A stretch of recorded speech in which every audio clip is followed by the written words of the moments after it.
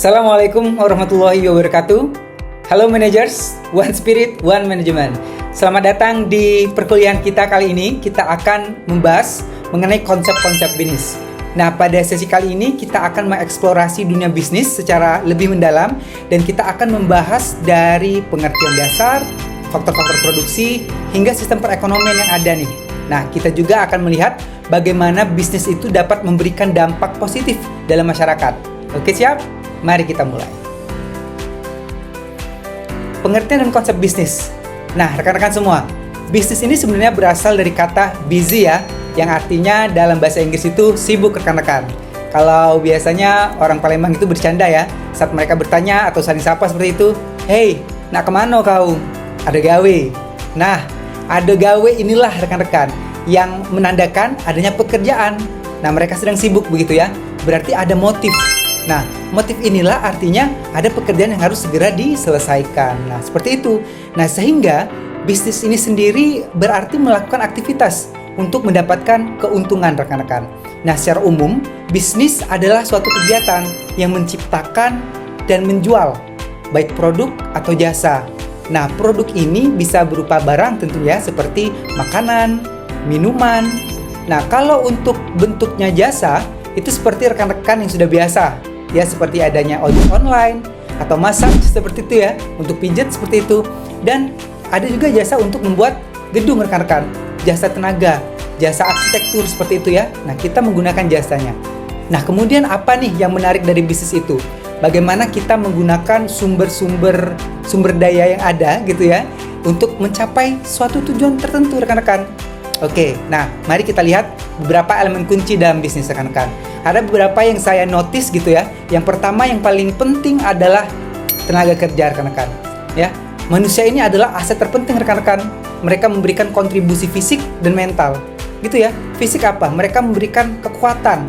Mereka memberikan tenaga mereka untuk menghasilkan suatu produk, suatu jasa, ya begitu untuk mendukung daripada tercapainya tujuan-tujuan perusahaan. Nah, kemudian mental apa? Mental ini lebih ke pemikiran mereka. Bagaimana bisa mereka melakukan atau memanage suatu pekerjaan itu yang dalam keadaan sangat tidak pasti saat ini ya rekan-rekan, sehingga membutuhkan tenaga berupa mental juga rekan-rekan, gitu ya. Nah, sebagai contoh nih, di perusahaan teknologi, ya kita semuanya tahulah memerlukan insinyur rekan-rekan. Insinyur apa? Insinyur perangkat lunak, software gitu ya, atau bahasa orang gaulnya itu software engineer gitu ya. Nah, yang tentunya yang berbakat gitu, yang terampil ya untuk menciptakan inovasi dan memberikan kreativitas gitu ya. Tanpa mereka, produk yang akan dibuat oleh perusahaan tentu tidak akan bagus seperti itu, tidak akan mencapai customize-nya dari suatu bidang atau suatu manajemen pemasaran atau keinginan daripada owner itu sendiri. Ini sangat penting sekali rekan-rekan. Kenapa? Seperti contohnya iPhone saat ini kan, kalau tidak software engineer, bayangkan ya iPhone 16 saat ini kan yang bisa zoom out zoom in gitu ya, itu adalah inovasi atau kreativitas yang dilakukan oleh para software engineer-nya di iPhone gitu ya, di Apple gitu ya. Padahal sebenarnya gaya tersebut, teknologi tersebut sudah sangat lama sekali, 5-10 tahun sudah diterapkan oleh Samsung seperti itu. Tapi bagaimana mereka bekerja sama dengan tim pemasaran sehingga bisa mendapatkan cara promosi, pendekatan, dan ingin dianggap something yang bisa memiliki value untuk dijual rekan-rekan. Nah, itulah namanya kerjasama seperti ya, antar tenaga kerja. Oke, nah kemudian ada yang paling penting ini rekan-rekan adalah modal. Nah, modal ini merupakan dana ya yang diperlukan untuk memulai dan menjalankan bisnis. Modal juga bisa bersumber dari berbagai macam sources gitu ya. Ada dari tabungan pribadi, misalnya tabungan saya sendiri setelah saya bekerja, saya menabung untuk membuka usaha seperti itu. Atau kemudian melakukan pinjaman dengan bank, bisa juga rekan-rekan pinjaman dengan bank. Artinya kalau pinjaman dengan bank kita memiliki beban nantinya ya. Kalau di akuntansi akan ada muncul tuh akun-akun hutang jangka panjang atau hutang jangka pendek ya. Kalau perusahaannya skala besar, skala kecil, nah itu akan jadi satu pertimbangan karena ada target yang harus dicapai seperti itu. Tapi kalau menggunakan modal kita sendiri atau ada juga nih misalnya modal sama teman gitu ya. Modal kalau orang Palembang, kalau kita biasanya ngejok gitu ya, modal CK gitu untuk membangun usaha bersama seperti itu. Nah, apa yang penting kita tahu ya adalah kita harus benar-benar memahami rekan-rekan bahwa pengelolaan modal yang kita miliki adalah kunci kelangsungan dari bisnis kita ini. Oke, yang ketiga adalah semangat wirausaha atau wirausahawan. Nah, di sini rekan-rekan, kreativitas dan inovasi itu berperan. Ya, tidak semua orang memiliki daya kreativitas yang tinggi, tapi saya yakin itu bisa dilatih rekan-rekan. Bagaimana dengan pengalaman, kegiatan, ataupun hal-hal mereka di masa lalu membentuk suatu ide ya di masa depan gitu. Nah, wirausaha ini bisa juga disebut orang yang melakukan adalah wirausahawan gitulah, yang merupakan seorang individu yang menciptakan bisnis dan bersedia menanggung risiko gitu ya untuk meraih keuntungan. Contoh nih, kita bisa melihat pengusaha muda yang mulai bisnis startup gitu berbasis teknologi dengan ide-ide yang revolusioner gitu ya, yang ide-ide luar biasa sekali. Oke, nah sampai di situ rekan-rekan ada yang ingin tanyakan? Baiklah, nanti kalau rekan-rekan sudah paham apa itu pengertian bisnis, silakan rekan-rekan coba berbicara. Bisnis adalah gitu ya, wirausahawan adalah, dan apa saja sih hal-hal yang dipentingkan dalam untuk membangun suatu bisnis seperti itu. Oke, nah selanjutnya kita akan lanjut ke faktor-faktor produksi. Nah, faktor-faktor produksi ini akan kita bahas lebih dalam rekan-rekan tentang apa saja sih sebenarnya faktor-faktor produksi yang dapat mengakibatkan suatu bisnis itu dapat bekerja secara efektif dan efisien sehingga dapat mencapai tujuan yang dalam nanti bentuknya adalah visi dan misi melalui beragam rangkaian yang dirangkai sedemikian rupa untuk mencapai tujuan-tujuan perusahaan. Nah, faktor-faktor produksi diantaranya ada beberapa lagi ya, selain ada tenaga kerja, modal dan usaha tadi, ada juga kita memiliki sumber daya fisik. Nah, ini mencakup semua yang benda yang berwujud rekan-rekan yang digunakan dalam bisnis, mulai dari bahan baku hingga fasilitas produksi. Misalnya dalam industri makanan nih, sumber daya fisik termasuk bahan mentahnya gitu ya, dan peralatan memasak. Nah, kalau sumber daya ada juga yang dinamakan dengan sumber daya informasi rekan-rekan. Nah, data ya, salah satu sumber daya informasi ini adalah data yang banyak sekali startup gitu ya, banyak sekali para pengembang software, banyak sekali juga kegiatan-kegiatan yang membutuhkan data saat ini. Ada big data, data yang sangat besar. Bagaimana mereka merangkum data itu sehingga bisa mengambil satu keputusan yang tepat. Mereka mengerucutkan dan mencari target market mereka gitu ya. Nah, data ini rekan-rekan merupakan kekuatan dalam bisnis modern. Nah, sumber daya informasi termasuk analisis pasar dan data pelanggan ini sangat penting rekan-rekan. Karena dengan menggunakan informasi yang tepat, bisnis dapat mengambil keputusan yang lebih baik dan juga lebih cepat menggunakan data dan teknologi. Nah, kemudian rekan-rekan, kalau kita cuma belajar atau mengetahui faktor-faktor bisnis gitu ya, apa saja yang dapat meningkatkan keuntungan, kemudian ada juga yang paling penting harus kita ketahui, yaitu apa? Tentu dong, dalam bisnis kita menginginkan dapatnya keuntungan. Namanya juga bisnis gitu ya, siapa yang mau rugi gitu ya, benar kan? Nah, ada pendekatan yang harus kita ketahui, yaitu mengenai konsep laba rekan-rekan. Nah, konsep laba ini dapat kita jabarkan dalam beberapa macam seperti itu. Dari mana sudut kita melihatnya. Nah, tapi dalam hal ini kita akan membahas secara general dulu konsep laba dan keuntungan bagaimana gitu ya. Nah, sekarang mari kita bahas laba. Laba ini rekan-rekan harus tahu, laba ini sebenarnya kalau bahasa kita atau rekan-rekan yang baru masuk nih, baru mengenal nih apa sih laba gitu ya. Laba ini untung rekan-rekan, bahasanya laba gitu ya. Apalagi anak-anak economics, manajemen gitu ya. Harus paham nih laba. Bahasanya gitu ya diubah tuh jadi laba gitu ya. Nah, laba ini merupakan selisih antara pendapatan dan total biaya. Pendapatan apa? Semua pengeluaran kita rekan-rekan ya, total pendapatan, atau kalau nanti rekan-rekan mendapatkan di mata kuliah lebih lanjut ada total revenue gitu ya. Total revenue apa? Itu didapat dari P dikali dengan Q gitu ya. Price dikali dengan total quantity yang dijual. Nah, didapatlah kita total pendapatan. Nah, dikurang dengan total biaya. Misalnya kita menjual satu barang itu harganya 10.000. Ya laku 10. Artinya 100.000 gitu ya, bener kan? Oke. Nah, kemudian sebenarnya untuk membuat itu biayanya 5.000 gitu ya. Artinya 5 dikali 10 50. Dikurangilah tuh 10.000 dikurangi 50.000. Jadi laba kita sebesar 50.000. Tepat sekali. Nah, terus mengapa laba itu penting rekan-rekan? Ya, karena ini merupakan salah satu indikator kesehatan dalam finansial suatu bisnis gitu ya. Jadi kalau rekan-rekan ingin minjem uang itu, dana itu ke bank gitu ya, bank akan melakukan assessment ke rekan-rekan. Bagaimana track record pekerjaannya, perusahaannya, bisnisnya gitu ya. Apakah tumbuh atau stagnan gitu ya, atau ada hal-hal baru yang diketahui oleh owner gitu ya untuk membaca peluang. potensi bisnis di masa depan, nah itu akan dinilai oleh kreditur gitu ya. Kreditur adalah orang yang meminjamkan uang, gitu ya. Oke, sip. Nah, kemudian kita perlu rekan-rekan memahami bahwa laba itu bukan hanya tentang uang yang dihasilkan juga. Nah, penting nih, karena kita sometimes cuma mikir laba itu uang, uang, dan uang, tetapi juga tentang nilai yang kita ciptakan untuk para pelanggan kita. Gini ya, bayangkan kalau rekan-rekan itu memproduksi suatu baju. Nah, setiap baju yang terjual itu bukan hanya memberikan uang, tetapi juga memberikan apa kepada para pelanggan? Ya, apa? Betul sekali ya. Wow. Kepuasan. Ketika rekan-rekan mendapatkan kepuasan dari pelanggan, ketika rekan-rekan mendapatkan kepuasan dari membeli suatu baju, artinya kenapa? Rekan-rekan memiliki value di situ. Rekan-rekan memberikan dana yang rekan-rekan sacrifice gitu ya untuk membeli baju, kemudian rekan-rekan mendapatkan kepuasan. Artinya kenapa? Tidak hanya uang, tapi kita juga memberikan kepuasan kepada pelanggan dari produk yang kita hasilkan. Nah, kemudian rekan-rekan, laba di sini adalah hasil dari kedua tersebut. Dari hasil kedua apa? Yang pertama yaitu dari keuntungan dan juga kepuasan yang didapat oleh pelanggan dari produksi produk yang kita pasarkan. Nah, kemudian kita akan lanjut rekan-rekan mengenai komponen utama dalam bisnis. Siap? Oke, kita tidak akan berlama-lama. Nah, rekan-rekan, komponen utama dalam bisnis untuk dapat menjalankan bisnis ada beberapa nih komponen utamanya yang harus kita pahami.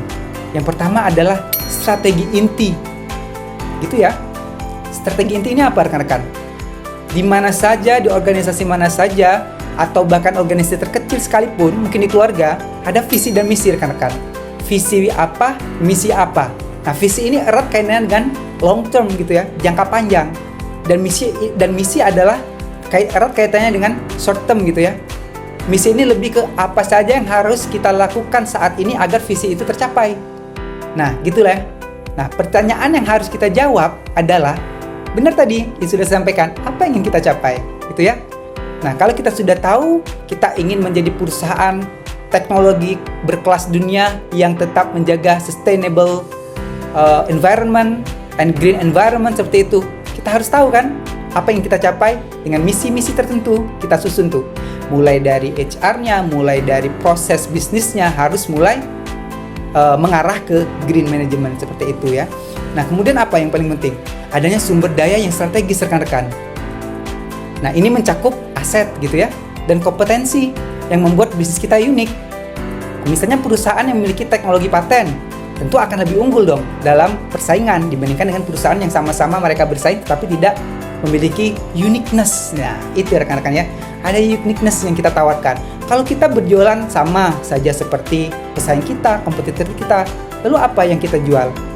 Uniqueness ini bisa jadi dari service yang lebih ramah gitu ya, dengan harga juga bisa bersaing gitu, bisa kita gunakan, atau program promo, atau pelayanan lain-lain yang dalam hal ini makanya membutuhkan tingkat kreativitas dan inovasi oleh seorang pembisnis ya, atau businessman dengan jiwa entrepreneur tadi rekan-rekan. Nah, kemudian apa yang paling penting? Adanya juga perantara pelanggan rekan-rekan. Perantara ini penghubung gitu ya. Menjaga hubungan yang baik dengan pelanggan sangat penting sekali rekan-rekan. Karena apa? Karena bisnis kita pelanggan. Yang membeli barang kita, output kita, produk kita ya pelanggan, gitu ya. Kita harus memahami apa yang diinginkan pelanggan dan bagaimana cara memberikan nilai tambah kepada pelanggan. Apa nilai tambahnya tadi? Berupa kepuasan, ya, rasa ingin membeli lagi. Nanti akan apa dampaknya lagi? Nilai tambahnya loyalitas rekan-rekan, betul sekali. Ya, kemudian kalau mereka sudah loyal, mereka sudah royal. Ketika royal apa? Mereka akan mati-matian gitu ya membela produk rekan-rekan. Walaupun di tengah gempuran produk yang bisa menggantikan satu sama lain dengan manfaat yang sama, tapi karena mereka sudah loyal dan royal, mereka rela untuk spend money mereka ke produk kalian. Nah, itu sudah luar biasa sekali engagement antara rekan dan rekan-rekan semua, bisnis rekan-rekan dengan para pelanggannya. Kemudian apa yang selanjutnya? Yaitu jaringan nilai rekan-rekan. Ini adalah semua pihak yang terlibat jaringan nilai dalam menciptakan suatu nilai. Mulai dari pemasok hingga ke pelanggan. Nah, kita harus membangun jaringan yang kuat rekan-rekan untuk mencapai tujuan bisnis. Itu ya. Oke, sampai saat ini aman? Oke, kita lanjut ke materi berikutnya ya. Ya, oke ya. Kita sudah bahas tadi di awal mengenai berapa chapter yang akan kita bahas, materi yang kita bahas dalam pertemuan ini. Kemudian mengenai perekonomian dan sistem ekonomi gitu ya. Kalau ini erat kaitannya dengan ilmu ekonomi atau ekonomi pembangunan seperti ya. Mari kita belajar secara umum, secara general gitu agar kita paham, at least untuk bisa mengembangkan dan memamparkan istilah-istilah dalam perekonomian dan sistem ekonomi. Nah, setelah memahami komponen bisnis tadi rekan-rekan, mari kita beralih nih ke sistem perekonomiannya. Nah, bisnis tentu tidak akan dapat dipisahkan dari konteks ekonomi rekan-rekan. Pasti itu sudah pasti. Dan ada berbagai sistem ekonomi yang digunakan di seluruh dunia. Nah, ini untuk kita ketahui. Jadi ketika kita bisa mengetahui ini, kita bisa memahami, oh ternyata suatu negara jika kita ingin mempelajari ekonominya, mereka menggunakan sistem ekonomi ini gitu loh ya. Sehingga apakah ini sesuai untuk diterapkan di Indonesia? Apakah bisa mengadaptasinya gitu ya? Kita lihat yang pertama ada kapitalisme. Wah, sudah sering nih, saya yakin nih, apalagi anak-anak yang dari SMA-nya sudah memang jalur IPS, ini pasti sudah paham sekali mengenai kapitalisme. Nah, dalam sistem ini rekan-rekan, individu ini bebas berbisnis dan memiliki kekayaan. Ya, mereka bebas berbisnis. Contoh nyatanya adalah perusahaan-perusahaan teknologi yang besar seperti itu. Contohnya, rekan-rekan tahu lah di Silicon Valley gitu ya. Cobalah rekan-rekan cek itu di Google Silicon Valley gitu, bagaimana itu ya, penjelasnya akan sangat lengkap sekali. Yang tentunya Silicon Valley ini adalah pendekatannya pada bisnis teknologi, perangkat lunak, internet gitu ya.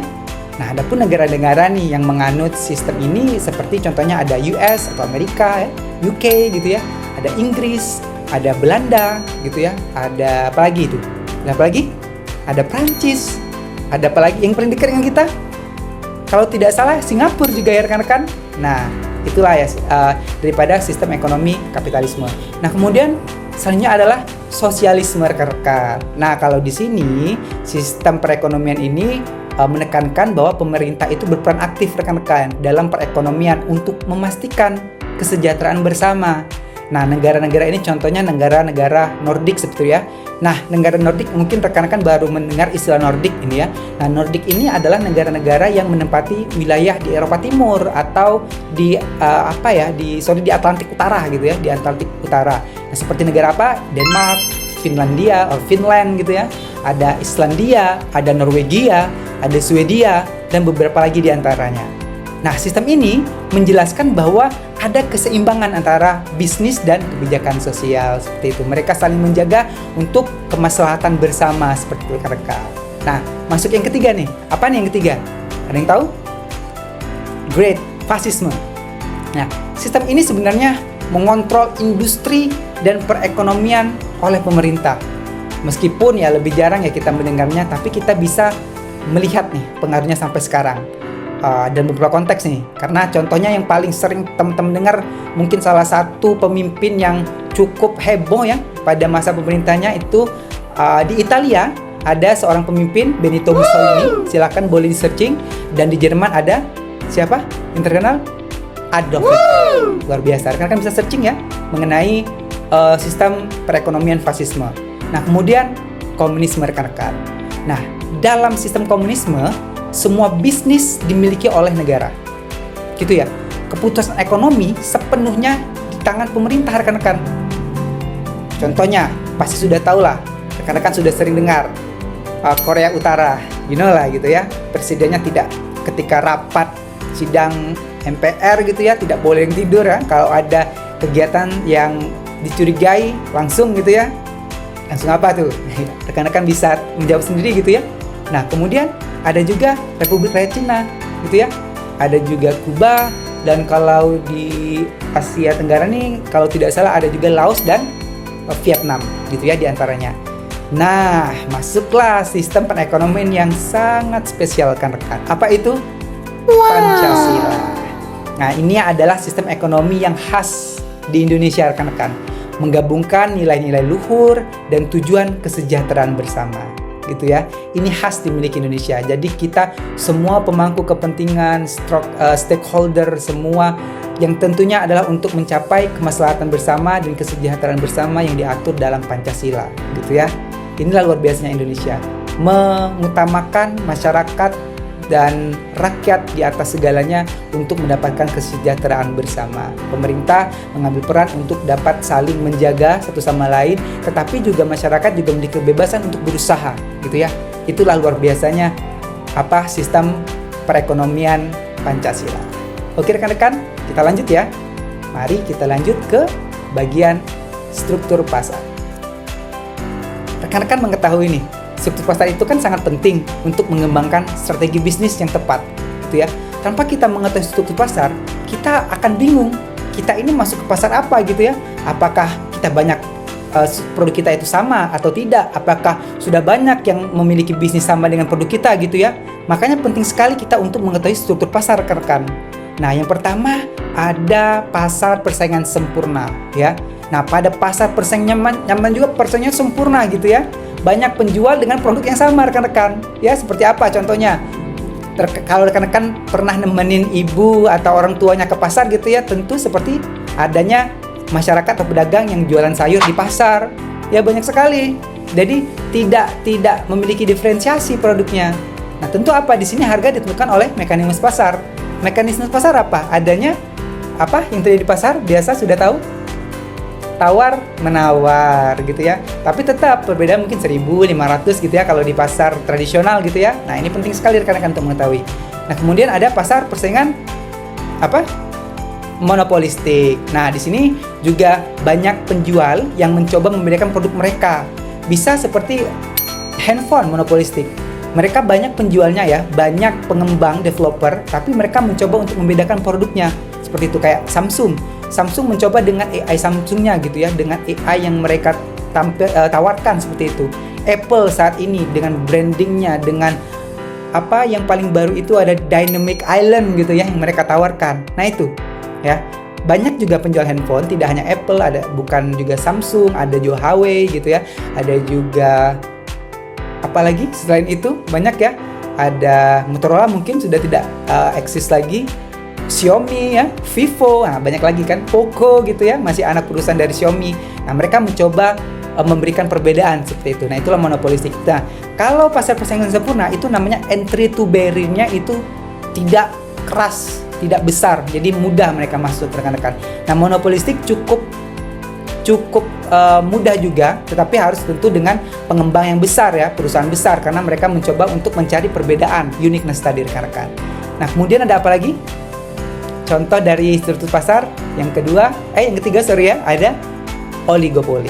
Nah, ini hanya sedikit penjual ya yang bercampur di pasar struktur pasar oligopoli ini. Contohnya apa? Seperti dalam industri otomotif.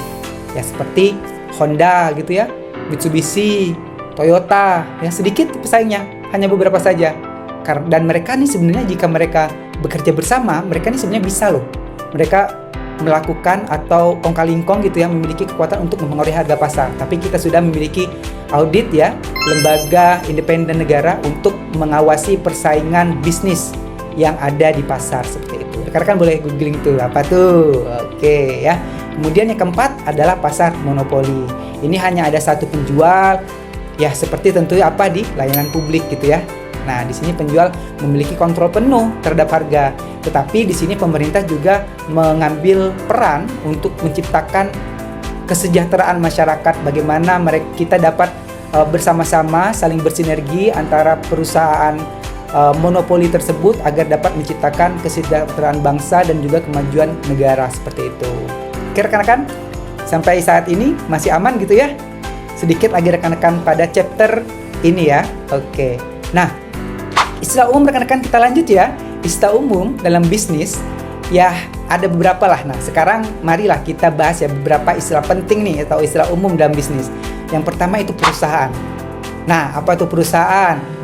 Mungkin rekan-rekan sering dengar tuh, perusahaan itu Pak, ini perusahaan tempat berkumpulnya orang-orang gitu ya untuk mendapatkan sesuatu dan mencapai tujuan sesuatu agar mendapatkan laba seperti itu ya, atau keinginan mereka gitu ya. Nah, mari kita jabarkan dengan lebih formal lagi bahasanya rekan-rekan ya. Nah, perusahaan rekan-rekan adalah suatu organisasi yang mengkombinasikan faktor-faktor produksi tadi rekan-rekan. Yang di atas tadi tuh apa? Coba ingat lagi? Ada? Betul sekali. Ya, untuk menghasilkan barang atau jasa yang dijual. Yang pastinya untuk mendapatkan keuntungan sehingga perusahaan dapat terus berkembang seperti itu ya. Nah, kemudian ada badan usaha rekan-rekan. Nah, badan usaha ini merupakan lembaga yang menggunakan sumber daya untuk mencapai tujuan tertentu. Nah, ini bisa berupa organisasi profit dan non-profit gitu ya. organisasi profit yang memiliki orientasi mendapatkan keuntungan, dan non-profit ini lebih ke pelayanan dan memberikan jasa dan membantu, lebih ke keuntungan untuk sosial, mereka berbagi seperti itu. Ini akan dibahas lebih lanjut lagi di mata kuliah selanjutnya rekan-rekan. Oke, nah kemudian ada wira swasta. Nah, wira swasta sudah sering sekali rekan-rekan, apalagi Gen Z gini ya, millennials ya, seperti saya millennials. Ya tentu wira swasta ini apa? Itu adalah istilah untuk individu yang berani mengambil risiko untuk menjalankan bisnis rekan-rekan, dan mereka berani untuk gagal dan berani untuk sukses juga rekan-rekan. Ingat rumus yang kita sudah pahami bersama bahwa high risk, high return. Tepat sekali rekan-rekan. Nah, seorang wira swasta ini seringkali menjadi pendorong inovasi rekan-rekan. Mereka karena berani, mereka coba aja terus sehingga bisa dapat formulanya. Ya, kadang kita tuh cuma nanti dululah apa kurangnya, kita belum berani meluncing produk atau inovasi.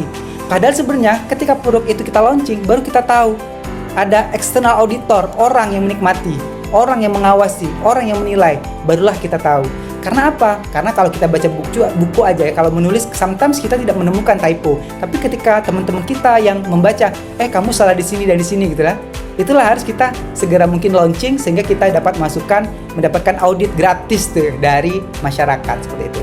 Nah, kemudian apa yang istilah penting umum lainnya, yaitu pihak-pihak dalam bisnis rekan-rekan.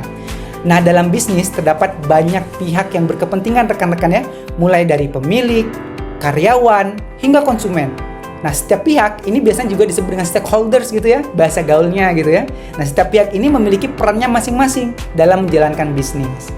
Nah, kemudian kita mulai nih ke akhir-akhir nih. Apa sih manfaat dan tujuan bisnis itu? Ada yang tahu apa? Boleh komen ya. Oke. Nah, manfaat dan tujuan bisnis, mari kita telaah nih. Mengapa sih orang ingin berbisnis? Karena pasti ada manfaat dan tujuannya kan, gitu ya. Nah, ada beberapa manfaat rekan-rekan dari bisnis. Yang pertama yaitu menciptakan nilai untuk keuntungan mereka sendiri gitu ya. Karena bisnis itu menghasilkan barang dan jasa rekan-rekan yang dapat memenuhi kebutuhan masyarakat. Karena apa? Bisnis orientasinya adalah pelanggan. Ya, tujuannya itu untuk menjual produk kita mendapat keuntungan dan kita dapat memenuhi kebutuhan masyarakat rekan-rekan. Kemudian apa? Menciptakan lapangan kerja rekan-rekan. Dengan bisnis akan menyerap tenaga kerja yang sebelumnya fresh graduate baru tamat S1 akan terserap gitu ya. Atau orang-orang terdekat kita, dari small business to big business gitu ya. Nah, yang pada gilirannya, pada akhirnya gitu ya, akan meningkatkan perekonomian Indonesia. Ya, itu akan rekan-rekan bahas nanti di ekonomi makro gitu ya. Nah, kemudian apalagi? Ada transfer pengetahuan rekan-rekan. Ya. Nah, bisnis ini juga berperan rekan-rekan dalam mentransfer pengetahuan. Tidak hanya pengetahuan ya, juga keterampilan gitu ya. Orang yang sebelumnya tamatan misalnya SMK, ya transfer pengetahuan apa? Mereka direkrut oleh PT Oppo gitu, handphone gitu ya, untuk membuat suatu bentuk jadi handphone. Mereka tentu di training gitu ya. Mereka memahami, ini ternyata penerapan aslinya. Dan tidak hanya pengetahuan, ternyata juga mereka dilatih untuk mendapatkan keterampilan. Nah, artinya pengetahuan dan keterampilan ini akan didapatkan oleh masyarakat seperti itu. Nah, kemudian apa? Adanya pengakuan rekan-rekan. Banyak pengusaha yang meraih penghargaan atas inovasi kan, dan kontribusi mereka terhadap perekonomian di Indonesia yang memberikan dampak kepada masyarakat. Selanjutnya, tentang tujuan bisnis. Tentu ya, setiap bisnis itu memiliki tujuan yang ingin dicapai. Adapun beberapa nih tujuan bisnis ini mencakup, yang pertama tentu kita menghasilkan keuntungan. Ini adalah tujuan utama ya kita berbisnis gitu ya, karena ya kita berbisnis harus dapat untung, karena dari untung itulah untuk memutar modal kita sehingga modal bertambah, keuntungan bertambah, kita bisa ekspansi bisnis dan tentu untuk memenuhi kebutuhan kita, dan kemudian dari modal yang tumbuh berimbang tadi kita bisa merekrut karyawan lebih banyak, mengekspansi lagi usaha yang pada akhirnya akan mengurangi pengangguran, pendapatan masyarakat semakin meningkat dan akan berdampak ke negara pada akhirnya gitu ya, pada final destination-nya gitu ya, bukan film rekan-rekan. Oke. Kemudian adalah memenuhi kebutuhan masyarakat. Nah, bisnis ini bertujuan untuk menyediakan barang dan jasa yang dibutuhkan oleh masyarakat tadi gitu ya.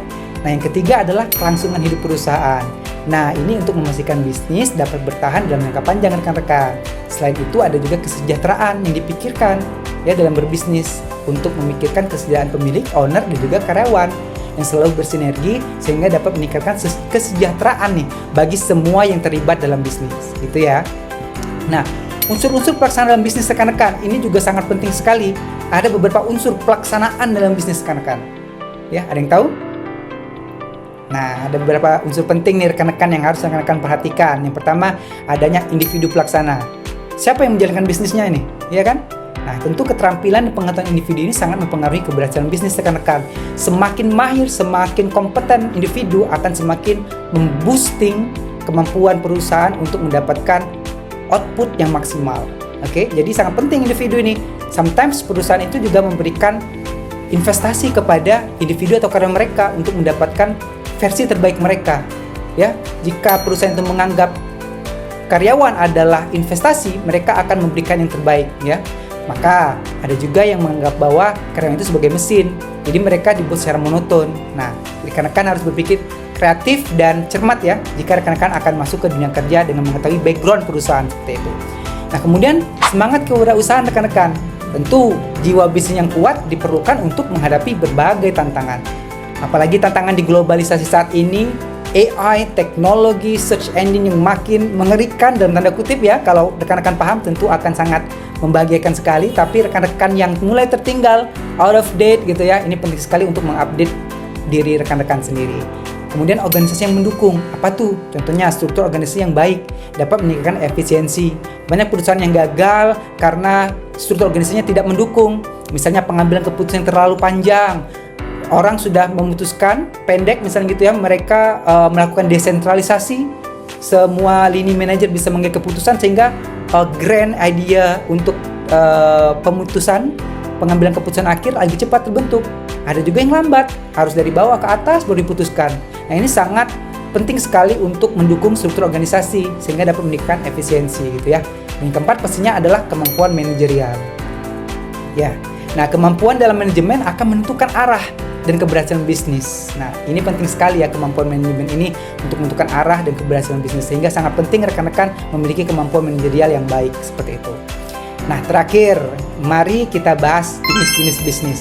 Ada beberapa kategori yang bisa kita gunakan untuk membedakan bisnis rekan-rekan. Yang pertama berdasarkan kegiatan usaha. Ya, ingat ini jenis bisnis.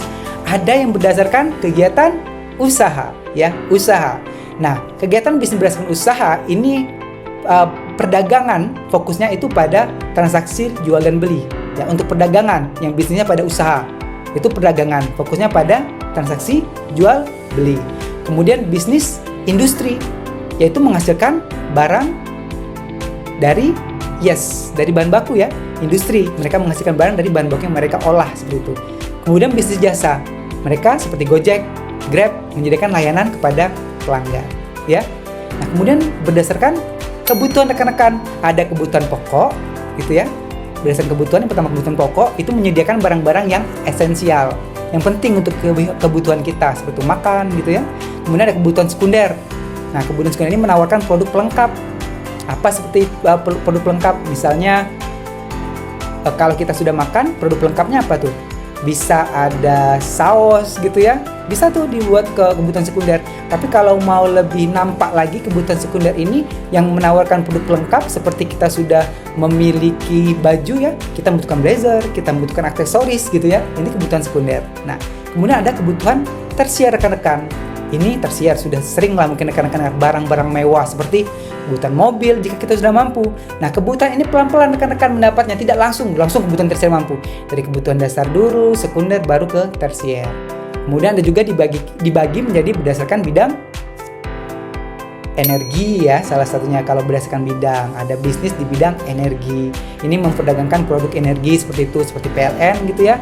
Ada PLTU ya, pembangkit listrik tenaga uap, pembangkit listrik tenaga air gitu ya. Kemudian ada juga bisnis kesehatan rekan-rekan.